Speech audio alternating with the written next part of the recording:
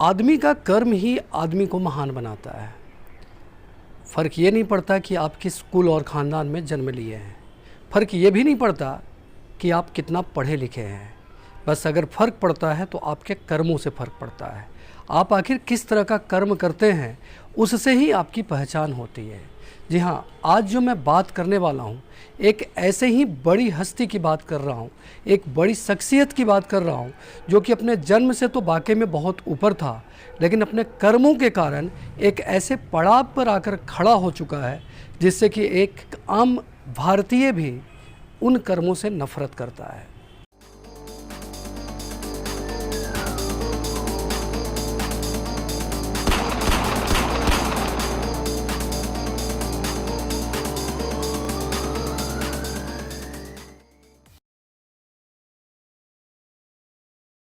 मैं बात कर रहा हूँ एक बहुत बड़ी शख्सियत की। मैं बात कर रहा हूँ अजमेर शरीफ दरगाह की। मैं बात कर रहा हूँ अजमेर शरीफ दरगाह में काम करने वाले चिश्तियों की। हेलो, नमस्कार, प्रणाम। मेरा नाम महेश तिवारी है और आज मैं अजमेर शरीफ से जुड़ी हुई एक ऐसी खबर के बारे में बात कर रहा हूँ जिसे सुनने के बाद आपके पैरों के तले से ज़मीन खिसक जाएगी। मैं बात कर रहा हूँ अजमेर शरीफ के एक ऐसे परिवार की जिसके बारे में सुनने के बाद आप सोचेंगे, ऐसा भी हो सकता है क्या? कोई इंसान इतना नीचे भी गिर सकता है क्या? कोई इंसान इस कदर भी हैवान बन सकता है क्या? जब कभी भी आपको मन्नतें मांगते हुए अगर देखते होगे किसी को, तो हमेशा आप देखते होगे माथे पर डाली लेकर अजमेर शरीफ की तरफ जाते हुए। बड़े बड़े फिल्म हस्तियों को हमेशा आप इस तरह से देखते होगे। एक्चुअल में अगर इस बारे में अच्छे तरीके से समझा जाए तो पता यही चलता है कि ये सिर्फ़ और सिर्फ अजमेर शरीफ के मार्केटिंग की बात करी जाती है। ऐसा कुछ अगर होता अजमेर शरीफ में तो अजमेर शरीफ के नुमाइंदों द्वारा ऐसी दरिंदगी नहीं करी जाती जिस दरिंदगी का गवाह आज ये पूरा हिंदुस्तान बना हुआ है।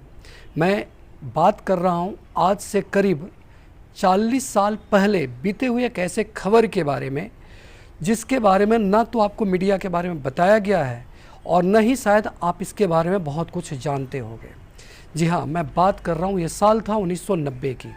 1990 का वो दौर जब भारत में बाबरी मस्जिद वाला हिसाब किताब चल रहा था। हिंदू और मुस्लिमों के बीच में शायद शांति की थोड़ी कमी हो चुकी थी, पर इसी बीच अजमेर शरीफ के नुमाइंदों द्वारा कुछ ऐसे घटनाओं को अंजाम दिया जाता है जिसके कारण हर भारतवासी, हर नागरिक सोचने पर मजबूर हो जाएगा। जी हाँ, सबसे पहले मैं बता देता हूँ कि इस घटना के जो मुख्य साजिशकर्ता हैं या कहें मुख्य रूप से जो इस घटना में जुड़े हैं, वो अजमेर शरीफ में जो चिश्ती होते हैं उनके परिवार से जुड़े हुए लड़कों के द्वारा है। ये ऐसे लड़के हैं जो शायद इनको पूजा पाठ, भक्ति और परोपकार से कुछ लेना देना नहीं है। ये ऐसे लड़के हैं जो आधुनिक ज़िंदगी को जीते हैं, जो आधुनिक लाइफ स्टाइल में एंजॉय करते हैं और इनका बस एक ही काम होता है, एंजॉयमेंट, एंजॉयमेंट, एंजॉयमेंट। वैसे कि मेरी आज की कहानी ये आपके ऊपर डिपेंड करता है कि मेरी इस कहानी को आप कैसे लेते हो सकता है कि कुछ लोगों को इसमें फैंटेसी भी नज़र आने लगे, पर ध्यान रखना कि अगर उन लड़कियों के जगह अगर कोई आपके जान पहचान आपके परिवार का होता तो उसका पीड़ा कितना होता आप बस इसको महसूस कर सकते। लेकिन उन लड़कियों का क्या जिनके साथ इस तरह की घटना घटित हुई है। जी हाँ, इस घटना की शुरुआत होती है साल 1990 में। अजमेर शरीफ भारत का जाना माना एक धार्मिक स्थल है, दरगाह है, जहाँ पर बड़े बड़े हस्ती माथा टेकने के लिए जाते हैं। उस दरगाह का जो चिश्ती है वो चिश्ती अजमेर में या कह लें राजस्थान में एक बहुत बड़ी हस्ती होता है और उस हस्ती में कुछ ऐसे बिगड़ैल लड़के होते हैं जो कि आधुनिक लाइफ स्टाइल को जीना चाहते हैं, एंजॉय करना चाहते हैं। सबसे पहले मैं उन लोगों का नाम एक बार आपको बता देता हूँ। उनका नाम है फारूक चिश्ती, नफीस चिश्ती और सैयद अनवर चिश्ती। जी हाँ, ये उन्हीं परिवारों के लड़के हैं जिन परिवारों की जिम्मेदारी अजमेर शरीफ में धार्मिक अनुष्ठान की जिम्मेदारी दी गई है। सबसे पहले क्या होता है कि अजमेर शरीफ के अंदर या कह लो राजस्थान के अंदर किसी भी तरह का कुछ होता है तो उनमें इन चिश्ती परिवारों का हस्तक्षेप ना हो, ऐसा हो नहीं सकता है। उस समय का वो दौर था जब छोटा से छोटा या बड़ा से बड़ा काम ये चिश्ती परिवारों के द्वारा चुटकियों में सोल्व कर दिया जाता था। आखिर क्यों ना चिश्ती परिवार अपने रसूख का हर जगह इस्तेमाल करते थे। पहले तो इनका कोई पॉलिटिकल एस्पिरेशन नहीं था, लेकिन समय के साथ इनका पॉलिटिकल एस्पिरेशन स्टार्ट हो जाता है। ये पॉलिटिक्स में जुड़ जाते हैं और ये फ़र्क नहीं पड़ता है कि वो जीतते हैं या हारते हैं, पर ये ज़रूर था कि इनका पॉलिटिकल एस्पिरेशन था जिसमें वो लोग सक्सेसफुल भी होते हैं। उनको है जो जिला कांग्रेस कमेटी का अध्यक्ष बना दिया जाता है। उनके छोटे भाई है वो भी जिला कांग्रेस कमेटी के साथ उपाध्यक्ष बना दिए जाते हैं। और इस तरह से ये दोनों के दोनों जो मुख्य साजिशकर्ता थे, ये आपके कांग्रेस पार्टी से जुड़े हुए रहते हैं। इसी बीच वो दौर था जब आप भी महसूस किए होंगे, आपके घर वाले महसूस किए होंगे, सिलेंडर के लिए बहुत ज़्यादा मारामारी होता था। बहुत मुश्किल से लोगों को सिलेंडर मिल पाता था। लोग रात रात भर लाइन में लगे रहते थे। बहुत मुश्किल से कनेक्शन मिल पाता था। उसी बीच में एक स्कूल है जिसका नाम है सोफिया सेकेंडरी स्कूल। एक 12th क्लास में पढ़ने वाली एक लड़की अपने दोस्त से पूछती है, क्या तुम गैस चूल्हे का कनेक्शन मुझे दिला सकती है क्या? तभी वो लड़की कहती है कि हाँ, मेरी जान पहचान चिश्ती परिवारों के साथ है और चिश्ती परिवार किसी भी काम को चुटकियों में कर सकता है। उस लड़की को विश्वास में लेने के बाद वो लड़की जो है जाकर चिश्ती परिवार के साथ मिलती है। और वो जो चिश्ती परिवार के जो लड़के होते हैं उनका नाम होता है फारूक चिश्ती और नफीस चिश्ती। इसी तरह से कुछ समय बीत जाता है। अभी तक सब कुछ ठीक से चल रहा होता है। अभी तक ऐसा कहीं भी कुछ नहीं होता है जिससे कि कोई किसी के ऊपर उंगली उठा सके। तभी एक दिन की बात है कि वो लड़की जिसे गैस कनेक्शन लेना था, जब वो अपने स्कूल से वापस छुट्टी में लौट रही होती है तो रास्ते में एक कार उसके नज़दीक आकर रुकता है। और जैसे ही वो लड़की उसे देखती है तो उसमें देखती क्या है कि चिश्ती परिवार से जुड़े हुए कुछ लड़के उससे कुछ बात करना चाहते हैं। जब बात करना चाहते हैं तो उसके बाद उनको लड़की को बताया जाता है कि आपको फारूक चिश्ती मिलने के लिए बुलाए हैं। वो लड़की उस कार में बैठ जाती है और वो कार धीरे धीरे पक्की सड़क से होते हुए कच्ची रास्तों पर घूमना शुरू कर देता है। जब लड़की उन लड़कों से जब पूछती है तो बताया जाता है कि आपको फारूक चिश्ती जो है अपने फार्म हाउस पर बुलाए हैं कुछ मीटिंग करने के लिए। उसके बाद वो लड़की उस फार्म हाउस पर पहुंचती है और उसके बाद उसके अरमानों पर जैसे ही पानी फिर चुका हो, उसके साथ रेप किया जाता है। रेप करने के बाद उसकी फ़ोटो उतारी जाती है और तो और उस फ़ोटो को बाहर निकलवा कर उस लड़की को ब्लैकमेल किया जाना शुरू हो जाता है। अब ये एक बार की घटना नहीं थी। इस फ़ोटो को दिखाकर बार बार इस तरह के घटनाओं को अंजाम दिया जाना शुरू हो जाता है। अजमेर सेक्स स्कैंडल का ये शुरुआत होता है। धीरे धीरे ये बात बढ़ती चली जाती है। धीरे धीरे जिस लैब में एक लैब होता है उनका जिसका नाम होता है पुरुषोत्तम लैब, उस लैब के मालिक होते हैं देवेंद्र जैन, जो चिश्ती परिवार के बहुत अच्छे मित्र होते हैं।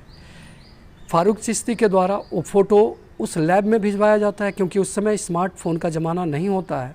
उस लैब में उन लड़कियों का नग्न फ़ोटो उतारे जाते हैं और धीरे धीरे मार्केट में सर्कुलेट होना शुरू होता है। शुरुआत में तो सब कुछ नॉर्मल चल रहा था, लेकिन लैब के लोगों के द्वारा एक नहीं एक एक कॉपी के 10-10 फ़ोटो बनाया जाना शुरू हो जाता है। अब ये काम सिर्फ चिश्ती परिवारों तक ही सिमट कर नहीं रह गया था। ये काम जो था अब चिश्ती परिवारों से दूर हटकर उनके नौकरों, उनके सहयोगियों, उनके दोस्तों और यहाँ तक कि लैब में काम करने वाले लोगों के द्वारा भी शुरू कर दिया जाता है। अब आप सोच रहे होंगे कि लैब में काम करने वाले लोगों के द्वारा कैसे शुरू होता है। तो लड़कियों के उन फ़ोटो को दिखाकर उन्हें ब्लैकमेल किया जाता है और ये बोला जाता है कि अगर आप ऐसा नहीं करोगे तो आपका ये फ़ोटो शहर के चौक चौराहों पर चिपका दिया जाएगा। अब लड़कियों को पता होता है कि ये लोकल यहीं की रहने वाली है, अगर इस तरह का कुछ होता है तो उनका पूरा का पूरा जीवन बर्बाद हो जाता है। और इस तरह से हर एक लड़कियों के साथ ना जाने कितनी बार इस तरह की वारदात को अंजाम दिया जाता है। अब ये बात किसी से छुपी हुई नहीं थी, ना तो पुलिस प्रशासन से छुपी हुई थी। अब इस कांड में कोई एक लड़की जुड़ी हुई नहीं थी या किसी एक पीड़िता को नहीं कहा जा सकता था। अब इस कांड में कोई एक पीड़िता नहीं थी। अब जो पीड़िता थी उन लड़कियों को ब्लैकमेल करके कहा जाता है कि तुम कुछ और अपनी दोस्तों को लेकर यहाँ लेकर आओ। धीरे धीरे 1 से 2, 4, 6, 8 और इस तरह से शायद 250 लड़कियों को इस शिकार में फंसाया जाता है। अगर आप सोच रहे हो कि ये सारी लड़कियां कमज़ोर या गरीब बैकग्राउंड की होगी, पर ऐसा नहीं था। इन लड़कियों में ट्रक ड्राइवर की बेटी से लेकर अफसर की बेटियां तक भी थी, जिनमें से बहुत से लड़कियों, लगभग जहां तक सरकारी आंकड़ा है उस आंकड़े के अनुसार करीब 6 लड़कियां इस कांड के बाद सुसाइड कर लेती है। अब ये कोई छोटी मोटी बात तो थी नहीं और न इसमें कोई एक लड़की था। अब ये बात जो है चिश्ती परिवार से बाहर भी निकल चुका था और शहर के आम लोगों के द्वारा चर्चाएं करी जा रही थी। अब ये बात बहुत बड़ी हो चुकी थी, पर उस समय की सरकार में इतनी हिम्मत नहीं थी कि चिश्ती परिवार से सवाल जवाब किया जा सके। पुलिस तक की ये बात से पहुंच चुकी थी, लेकिन पुलिस भी इस मामले में हाथ पे हाथ धरी हुई बैठी हुई थी, क्योंकि पुलिस किसी भी तरह का कोई ऐसा काम करना नहीं चाहती थी जिससे कि चिश्ती परिवार से उन्हें डर हो, क्योंकि चिश्ती परिवार जो है बहुत पहुँच वाला और बहुत पैसे वाला परिवार हुआ करता था। अब आप सोच रहे हो कि उसमें सरकार किसकी थी आखिर राजस्थान में? तो ऐसा नहीं हो सकता कि हर बार कांग्रेस की ही सरकार हो। उस समय राजस्थान के अंदर भैरों सिंह शेखावत, जो कि बीजेपी के मुख्यमंत्री थे, उनकी सरकार थी, पर उनमें इतनी सी भी लाज शर्म हया नहीं बचा था कि इस कांड को उठाया जाए और जो जुर्मी हैं उनके ऊपर इस जुर्म के लिए अपराध को दोषी ठहराया जाए। अल्टीमेटली ये बात चलते चलते 2 साल बीत चुके थे। ये बात जब आम लोगों तक पहुंचता है तो इस बात का खबर बहुत दूर दूर तक फैलना शुरू हो जाता है। और उसी बीच एक अखबार होता है नवज्योति, उसके संपादक होते हैं दीनबंधु चौधरी। इस खबर को अखबार में छापते हैं। उस समय था 22 अप्रैल 1992। सोच लीजिए कि 1990 से ये चीज़ शुरू होता है और अब हो चुका है 22 अप्रैल 1992। खबर छपने के बाद चिश्ती परिवार जो है अखबार के संपादक पर सवाल हाँकते हैं, और तो और पुलिस के द्वारा प्रश्न भी उठाया जाता है कि आखिर बिना सबूत का इस तरह के घटना को कैसे अखबार में जगह दे दी गई। इस घटना से आहत होकर दीनबंधु चौधरी दोबारा 15 मई 1992 को फोटो के साथ इस खबर को छापते हैं, जिसमें लड़कियों के मुंह को ब्लर कर दिया जाता है। उसके बाद 16 मई 1992 को फिर से इस खबर को प्रमुखता से छापी जाती है। अब ये खबर आम नहीं रह गया था, अब ये खबर खास बन चुका था। इसी के साथ साथ एक और संपादक होते हैं जिनका नाम है लहरों के बरखा अखबार का संपादक है मदन सिंह। मैं मदन सिंह की बात इसलिए कर रहा हूँ कि ये भी एक बहुत बड़े किरदार है।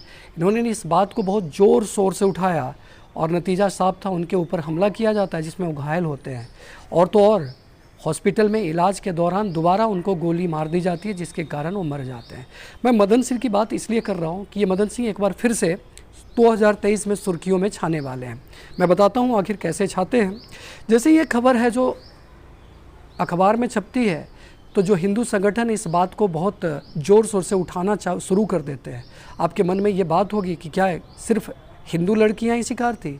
तो ऐसी नहीं है। हिंदू या हो मुस्लिम, इससे कोई फ़र्क इन दरिंदों को नहीं पड़ता था।